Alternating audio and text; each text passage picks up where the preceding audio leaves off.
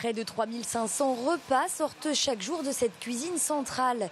Des repas que les petits élèves des écoles lyonnaises, entre autres, retrouveront d'ici 1 à 2 jours dans leur assiette à la cantine. Équilibre nutritionnel, diversité des aliments, chaque menu est élaboré par une diététicienne.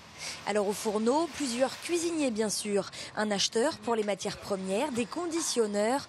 Bref, c'est une mécanique bien huilée qui se met en route ici chaque matin à l'aube. Les cuisines centrales sont souvent assimilées à une cuisine dite semi-industrielle. Aujourd'hui, ici, on reste sur une cuisine très traditionnelle dans sa conception, avec bien évidemment l'idée de travailler au maximum avec des acteurs locaux sur des produits de qualité. Ces escalopes de poulet, par exemple, proviennent de Saint-Fulgent.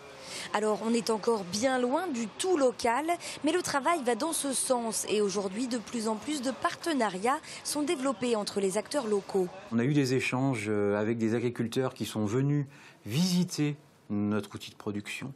Parce qu'il n'y aura pas, à mon avis, de travail collaboratif sans compréhension réciproque des contraintes des uns et des autres. Maraîcher bio, Pierre-Yves Viou est l'un des fournisseurs de la cuisine centrale.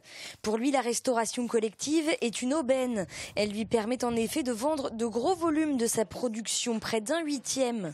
Mais au-delà de l'aspect économique, il veut également partager une autre façon de travailler.